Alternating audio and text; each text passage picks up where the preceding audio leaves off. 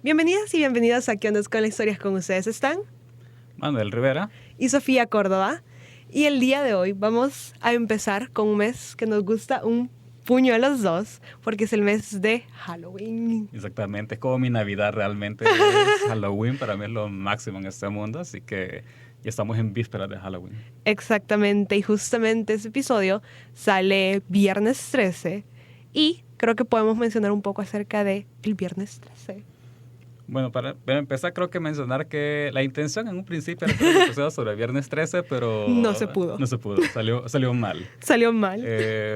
Realmente la intención era contarles los mitos que habían como fundamentado ese miedo al viernes 13 y toda esa cuestión, pero encontramos que solo había uno que funcionaba para eso y que todavía estaba como más o menos a medias. Sí, o sea, realmente no encontramos las fuentes para poder decir, miren, esos están más o menos creíbles y apuntamos que podrían ser. Y como ahora sí nos gusta el chismecito, pero tampoco. El chismecito bien contado. Bien hecho, el chismecito bien hecho.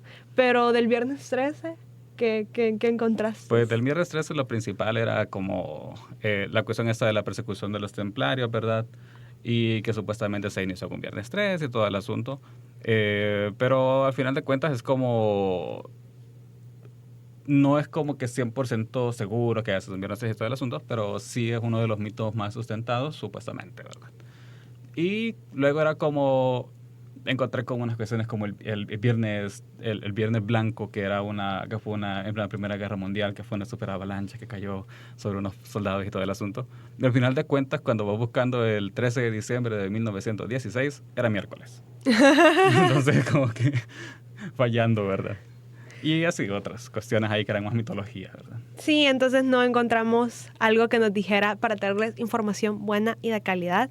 Entonces, para contarles información buena y de calidad, hemos decidido el día de hoy hablar de un tema que creo que está muy interesante y hay varios puntos para tocar, y es el tema de pueblos fantasmas. Así es, los pueblos fantasmas es el tema que vamos a abordar este día, y para poder entrar a este tema de los pueblos fantasmas, primero vamos a entender qué es un pueblo fantasma. Y un pueblo fantasma, pues a diferencia de lo que uno puede creer al nomás escuchar la palabra pueblo fantasma, pues también puede ser una ciudad fantasma incluso. No nos referimos a esos lugares encantados de fantasía en donde hay presencia de espectros fantasmagóricos que te salen en la noche y todo el asunto, ¿verdad? No, sino que estamos hablando de lugares, en términos simples, ¿verdad? Que asentamientos humanos que han sido abandonados. Por diferentes motivos. Exactamente, esos motivos pueden ser económicos, pueden ser bélicos, pueden ser que naturales incluso.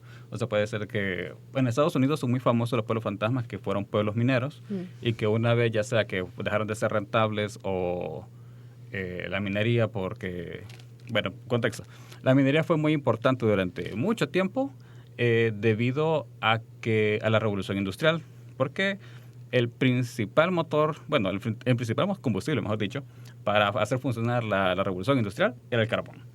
¿Y dónde se sacaba el carbón? De las minas. De minas de carbón, exactamente. Entonces, cuando dejaba de ser rentable o se acababan el suministro de carbón, pues estos pueblos eran abandonados porque no había motivo para seguir ahí. Justamente parte de cómo eran los modos de asentamiento y al día de hoy cómo siguen siendo, es donde se concentra la actividad económica. Exactamente. Entonces, cuando esa actividad económica deja de ser tan fuerte, pues ya no hay un por qué vivir ahí. La gente se mueve al siguiente lugar que les va a dar rédito económico. Exactamente, igual cuando son por conflictos bélicos, ¿verdad? Suceden cuestiones en guerras, en conflictos de ese tipo, que terminan haciendo que personas se tengan que desplazar por la seguridad de sus vidas, huyendo a otro lugar y abandonando los pueblos que habitan, ¿verdad? Que se vuelven inhabitables. Eso ha ocurrido pues prácticamente en todo el mundo en algún momento, ¿verdad? Algunos pueblos vuelven a ser habitables, otros no, pero eso lo vamos viendo más adelante. Y también hay eventos naturales que pueden hacer que esos lugares se vuelvan inhabitables. Exactamente. O eventos causados por el hombre, que también los hacen inhabitables. Pero vamos a empezar con un lugar que se convirtió en un pueblo fantasma durante un par de años, pero volvió a ser habitado. Y justamente estamos hablando de, en El Salvador, el lugar de Suchitoto. Vamos a dar un poco de contexto histórico acerca de Suchitoto, y porque es un lugar, la verdad, si han ido a Suchitoto, creo que saben que es un lugar muy bonito y tiene mucha historia detrás. Y básicamente los indicios del actual Suchitoto están desde la llegada de Pedro de Alvarado en 1524, pues se funda el primer asentamiento, el asentamiento de La Bermuda. No en el actual Suchitoto, pero sí muy cerca. Entonces son vecinos históricos. Entonces por eso es que hay realmente muchos elementos que hacen al territorio de Suchitoto muy interesante. Se me acaba de ir el nombre y no lo puse en mi guión. El creador de películas, creo que tú que manejas tema cine. Alejandro Coto. Alejandro Coto. Hay un museo en Suchitoto de Alejandro Coto. ¿Era su casa? Ajá, justamente. Suchitoto inclusive actualmente, en piezas actuales, por un convenio con la Haya, se protegen muchos edificios del casco urbano porque Suchitoto se conserva muy, muy bien sus calles empedradas, muchas edificaciones, y gran parte de que se conserven tan bien, curiosamente, fue porque fue abandonada. ¿Y por qué fue abandonada? Pues esto viene durante los años 80, durante el conflicto armado salvadoreño. Resulta que Suchitoto está muy cerca del Cerro Guazapa. Y si conocen un poco de historia salvadoreña, pues Guazapa fue un lugar de enfrentamientos y de bombardeos más que todo. ¿Por qué? Porque era un lugar donde pues habían muchos campamentos guerrilleros. Exacto. Y justamente también historia oral de Suchitoto, pues ellos comentan que mucha gente del pueblo era muy a favor de la guerrilla. Entonces eso hizo que durante los años 80, durante el conflicto armado, el pueblo estuviera constantemente custodiado por fuerzas del ejército, o estuvieran cerca de los bombardeos al Cerro Guazapa, lo que hizo que poco a poco la gente se fuera moviendo porque ya era un lugar básicamente inhabitable. O sea, recuerden también de que, justamente estás poniendo el punto donde tiene que ir, porque al momento en el que los militares, el ejército tenía esta visión de que este pueblo es aliado o posible aliado de la guerrilla, lo que hacían era justamente asediarlos, atacarlos, confrontarlos. Incluso de ahí salieron también las técnicas estas de tierra arrasada, que hicieron que muchas personas tuvieran que huir por sus vidas. Exactamente. Entonces, lo mismo, Historia Oral cuenta que alrededor de los 10.000 habitantes, que eran más o menos en la época, contando a la gente que vivía en el casco urbano y en los cantones aledaños, solo se quedaron 50 familias en Suchitoto.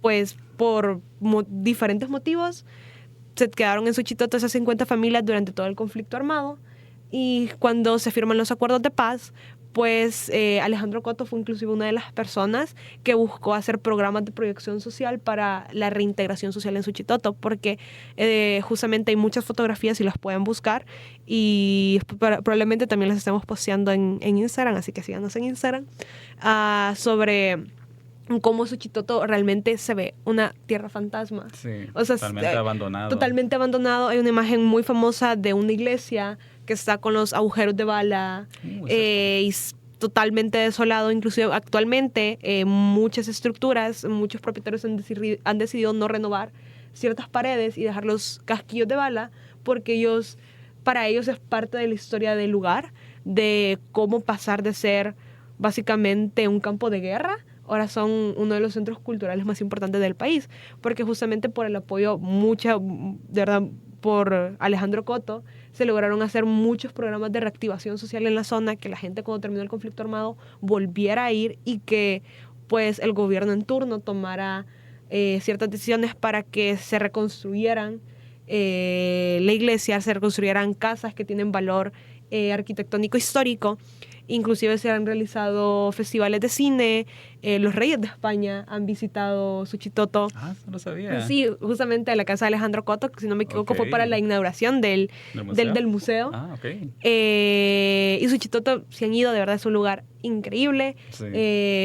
Tiene el lago, que la verdad es un lago artificial, y que se haya tomado el lago de Suchitlán. El lago de Suchitlán, y que realmente Suchitoto, cuando ponemos en contraste lo que fue durante el conflicto armado y lo que pudo haber sido después, es increíble cómo con el paso del tiempo se han hecho diversos esfuerzos para que Suchitoto sea la ciudad que es ahora. Y a mí el tema Suchitoto me apasiona, de verdad, porque tengo una pequeña investigación acerca del tema y el turismo y cómo eso ha afectado el territorio. Y fue algo que a mí me impactó al inicio, y justamente al inicio de la investigación mi tema iba a ser el despoblamiento de Suchitoto. Pero después me di cuenta que había tanto que decir, que el despoblamiento de Suchitoto simplemente era parte de su historia de algo muchísimo más grande. Sí, algo pequeño a la par de todo lo que tiene Suchitoto. Sí, porque tiene de verdad muchas cosas. Si van de camino a Suchitoto, también pueden ver los asentamientos del primer asentamiento que hubo en el país de la Bermuda. Está rodeado, no pueden entrar, no intenten entrar porque se los van a llevar presos, porque son bien protegidos, así que no intenten entrar. Pero se pueden detener y ver las bases desde afuera, pues esa ciudad también fue abandonada y actualmente se sigue indagando en fuentes primarias del por qué se dio el abandono de esa ciudad, porque no queda realmente claro. La especulación y lo que se cree es de que la Bermuda, el asentamiento de la Bermuda, ese asentamiento que está al lado de Suchitoto, se abandonó por conflictos con pueblos indígenas de la zona. Es la teoría que se cree y que después se movió al actual San Salvador, pero nadie está muy seguro, aún no hay una investigación que apunte a qué realmente pudo haber pasado, nos acerque a ese momento. Pero ese es el caso de Suchitoto, que de ser una ciudad despoblada por un conflicto bélico, pues se repobló y es actualmente un centro cultural en el país. Fantástico, o sea, realmente pensar, o sea, por lo general los pueblos fantasmas, como les mencionaba, se quedan como en esa idea de que son lugares abandonados, pero Suchitoto es uno de los ejemplos de que son pueblos que pueden volver a resurgir. Sí, a inclusive vida otra vez. Preguntando y también leyendo para esta investigación y para seguir construyendo el guión de este podcast, intenté buscar si habían como historias por el tema de que pues mucha gente murió en el lugar y que pues, había algo, pero no encontré nada de que la gente relatase de, si en la noche sale algo y eso. O sea, más que las típicas historias de pueblo de sale la carreta chillona, me peleé con el diablo en el cerro. Ay, mis hijos. No hay nada más fuera, o sea, relacionado a este abandono temporal de Suchitoto. No hay nada relacionado, no hay un miticismo. Ninguna historia de que alguien huyó y no sabía si le pagó el fuego a los frijoles. No, nada. Okay. Entonces, si ustedes saben, compártanlo en los comentarios. Sería interesante seguir construyendo a partir de la historia oral esto, pero muy interesante cómo es la situación actual de Suchitoto. Vayan a Suchitoto. Así que dejen sus comentarios y vayan a Suchitoto. La verdad que es una experiencia muy bonita visitar ese pueblo. Y pues, continuando, ¿verdad? Uno de los conceptos que creo que me pareció muy interesante de una de las autoras que utilicé para ese episodio es justamente la aparición de un personaje que se llama George Simmel, o Simmel, no estoy seguro cómo se pronuncia, que es un filósofo y sociólogo alemán del siglo XIX, el cual habla acerca de las ruinas modernas. Las ruinas modernas que él lo ve como arquitectura que ha perdido su propósito y ha quedado pues como construcciones destinadas a la obsolescencia, pues a no funcionar para lo que fueron creadas, que es para, ya sea tener gente, cuestiones laborales, etcétera, ¿verdad? Entonces, justamente, lo ve también, que me llama la atención, porque al menos en Suchitoto no pasa esto, pero sí en otros lugares, que se puede ver también la arquitectura como un arte. Entonces, estos pueblos y ciudades abandonadas, estos lugares así, se pueden ver como arte que está decayendo, arte que está así como perdiéndose, desvaneciéndose ahí, ¿verdad? En el fantasma de lo que fue o pudo haber sido. Es una cosa muy interesante. Y en eso traigo el tema de Hashima en Japón.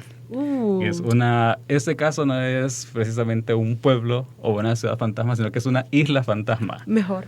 Exactamente. Entonces es un caso de una isla fantasma, la cual fue descubierta en 1810. Esa isla se descubrió por unos pescadores en 1810 y se vio que tenía una gran riqueza de carbón submarino. El problema para la época es que no estaba la tecnología suficiente para poder trabajar esa mina de esa forma, así que es hasta 1887 que existe esa tecnología y comienza ya a explotarse esa mina. No pasa mucho tiempo y alguien le vio el futuro a eso, y es cuando Mitsubishi en 1890 compra la isla. Okay. Y compra la isla justamente para poder tomar ese carbón del lugar y todo el asunto, ¿verdad? Pero para eso, pues, necesita trabajadores, necesita la fábrica y todo eso. Entonces comienzan a construir la fábrica, comienzan a construir espacios habitacionales. Todo es prácticamente, comienzan a incluso expandir de forma artificial la isla, al punto de que del periodo de 1890, cuando es comprada la isla, la última intervención de este tipo es en 1831. Y esto lleva a que muchas personas se vayan a vivir allá, puedan trabajar en el lugar, trabajar con las minas de carbón. Y la isla a ese punto llega a no tener vegetación propia. Tienen que después que reforestar con vegetación artificial porque se vuelve prácticamente una masa de hormigón, piedra y carbón. Y, o sea, no sé, pero... Es como una isla mutante, extraña. Sí, exactamente. O sea, es, no sé, un Frankenstein de isla. Una cosa así.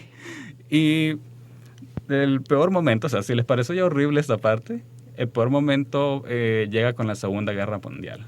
Ok. Y sabemos que a Japón en la Segunda Guerra Mundial muy bien no le fue. Bueno, aparte de eso sabemos que, bueno, y si no sabemos, pues Japón durante la Segunda Guerra Mundial se alió con el gobierno nazi en Alemania, con los alemanes, y que para ese entonces era el gobernante o un personaje de bigote gracioso, ¿verdad? Que si decimos su nombre, YouTube nos banea. Es posible, así que lo vamos a dejar así.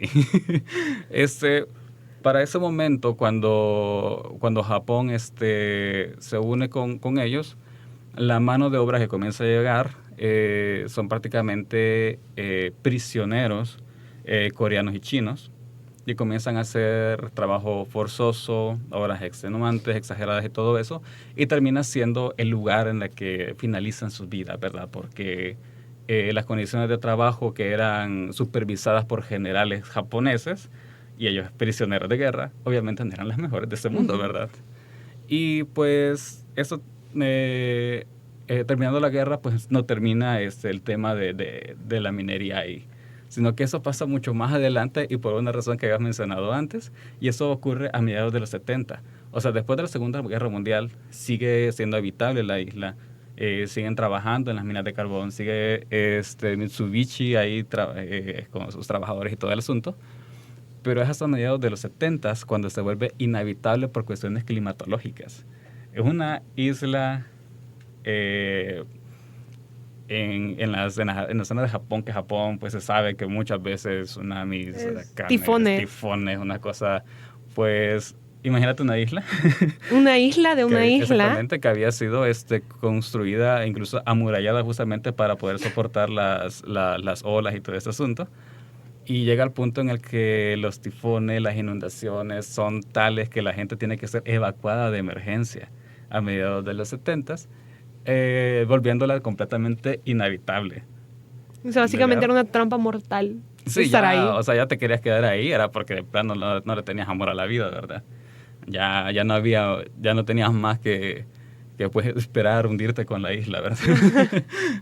Pero justamente el interés por esta isla no terminó ahí, obviamente, siendo una isla fantasma. El interés llegó ya en los 2000, en el 2022, vuelve a ser atractiva. En el 2002, perdón, vuelve a ser atractiva otra vez y comienzan a poner el ojo a esta isla. Al punto de que, si ustedes prestan atención, todo el recorrido histórico de esta isla es una cuestión impresionante. O sea, es una isla que... tuvo de todo. Tuvo de todo. O sea, es una isla comprada por una empresa como Mitsubishi, por las minas de carbón. Justamente con negocios incluidos. Exactamente. Lleva todo. Entonces tiene todo. Esta isla tiene todo. Y ni siquiera fue por cuestiones bélicas que eso termina, sino que por cuestiones climatológicas. Tiene todo ese asunto. Y pues oficialmente en 2009 termina abriéndose al turismo. Ok, no sé qué tan seguro sea eso, pero continuemos. Mira, ¿qué te puedo decir? Hay muchas cosas que no son seguras que son turismo, así que... Pero este interés también llevó a algo muy positivo, y que fue el interés de proteger esta isla como un patrimonio.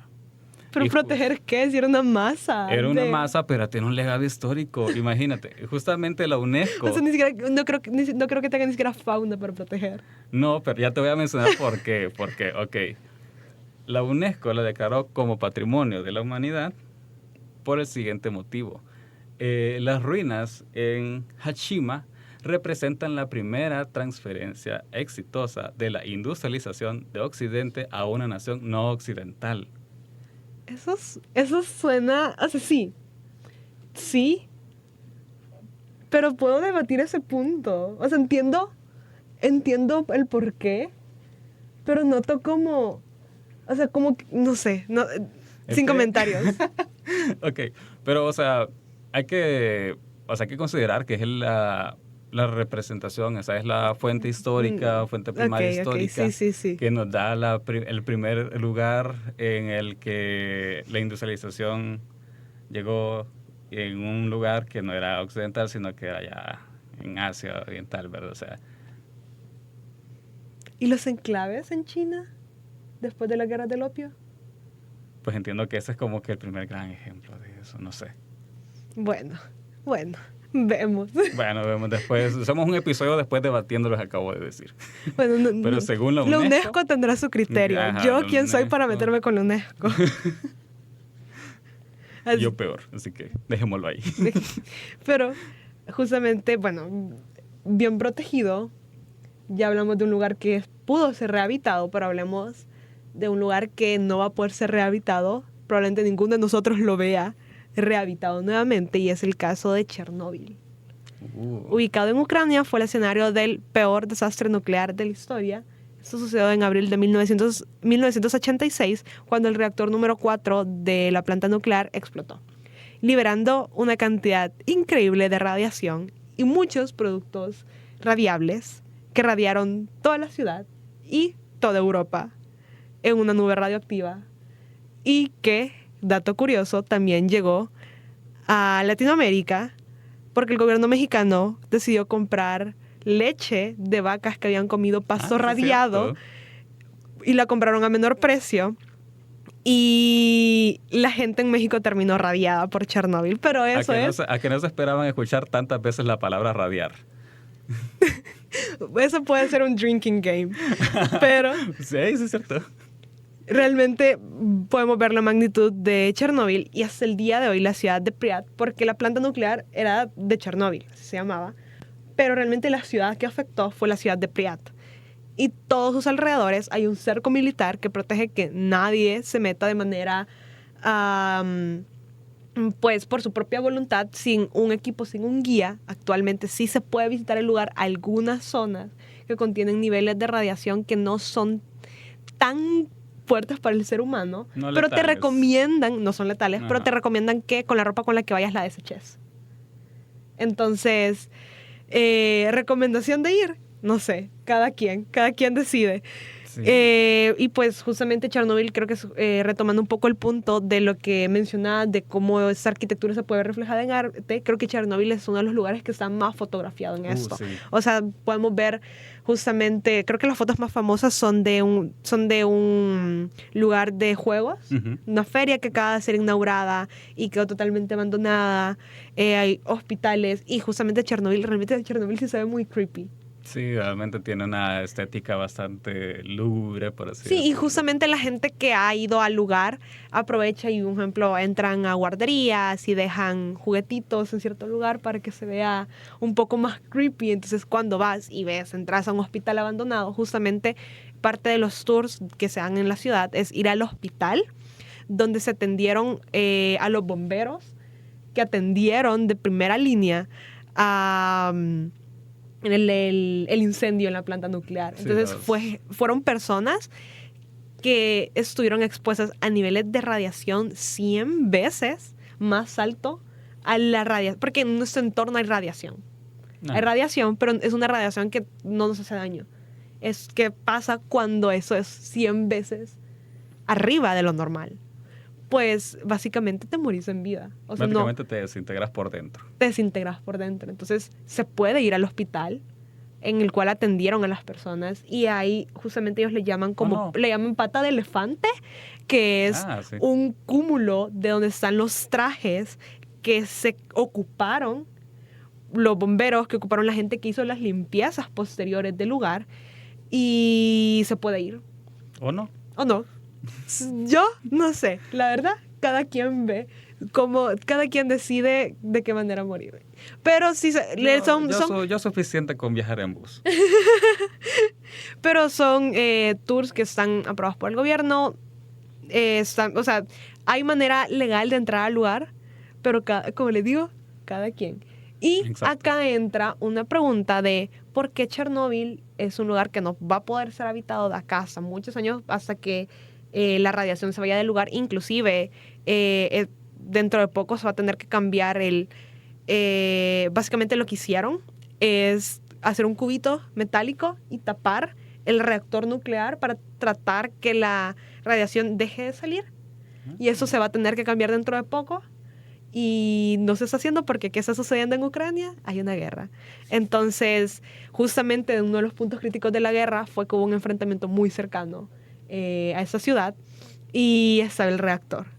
Mira, espero que la gente que vaya a trabajar eso no tenga el mismo equipo de protección que pasó en México. Así que... Porque en México, para limpiar esa radiación, lo que hicieron fue poner, pues, el agua, pues, limpia la radiación hasta cierto punto. Hasta cierto punto te protege, pero en plan para limpieza de una radiación que te hayas expuesto a algo pequeño, no niveles de radiación de una explosión nuclear.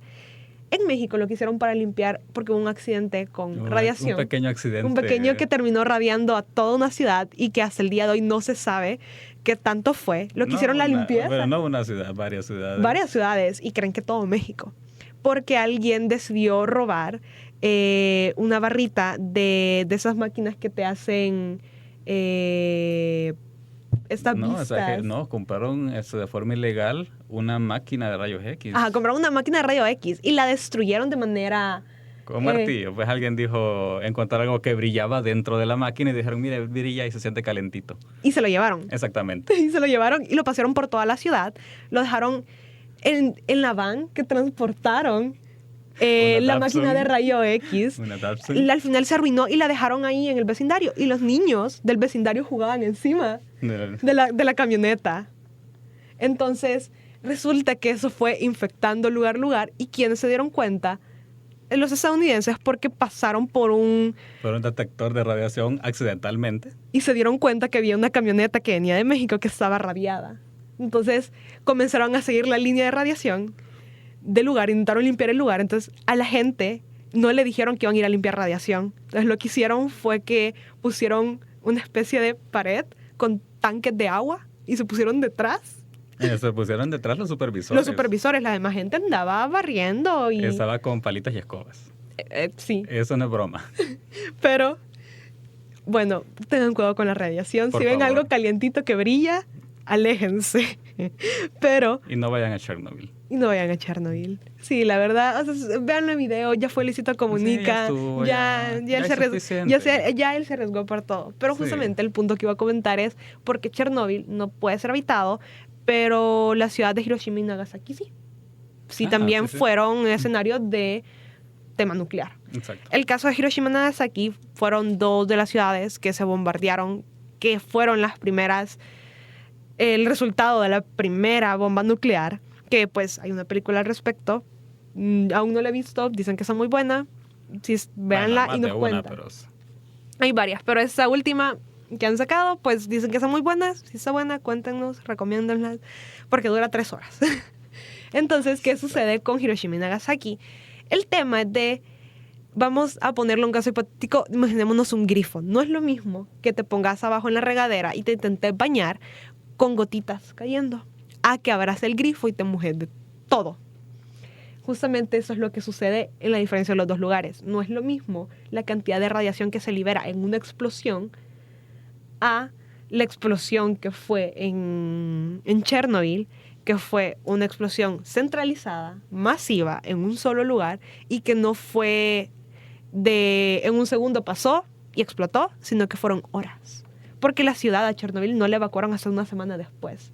Exacto. Inclusive a día de hoy, el gobierno ucraniano sigue pagando o tratando de responsabilizarse de hijos de personas que vivían en la ciudad, que nacieron con algún mal congénito debido a la mutación con radiación. Y el caso de Chernobyl, lo que sucede es de que todavía se desconocía mucho cómo tratarse la radiación. Hiroshima y Nagasaki fue aún peor. Hiroshima y Nagasaki es el ejemplo de que tristemente nos enseñó al mundo a cómo tratar a personas que fueron expuestas a esos niveles de radiación. Y pues saber cuánto tiempo de vida les queda después de exponerse a tan altos niveles.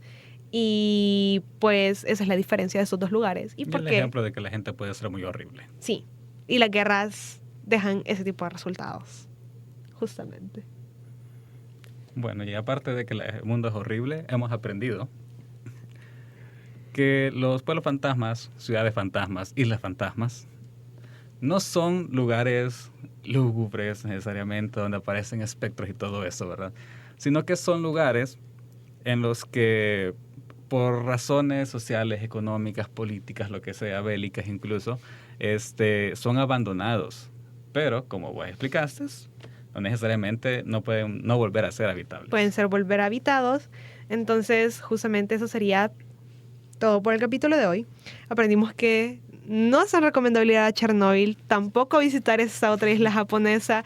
No salgan de sus casas. La verdad, estamos bien a gusto. No, si estás en tu casa, tú probablemente corras menos riesgo de radiarte con algo. Sí, exactamente. Aprendimos que la radiación trae muchas cosas malas. Sí. Pero también nos aprendimos que la radiación tiene que ser tratada con cuidado. Exactamente. Entonces, eso fue todo por... Bueno, eso tendría que ser qué ondas con los pueblos fantasmas, pero creo que terminó siendo una especie de qué ondas con la radiación. Ajá. Y las negligencias cometidas a su alrededor. Exactamente. Pero digamos que eso fue qué ondas con los pueblos fantasmas.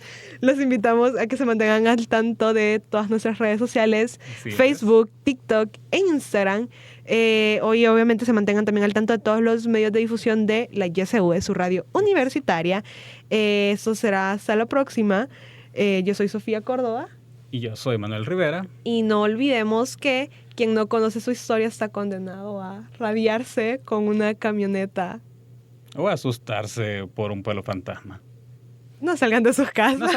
O a salir de su casa a un lugar feo, ¿no? O sea, que estén condenados, pero algo feo. Algo feo les va a pasar. Algo feo les va a pasar.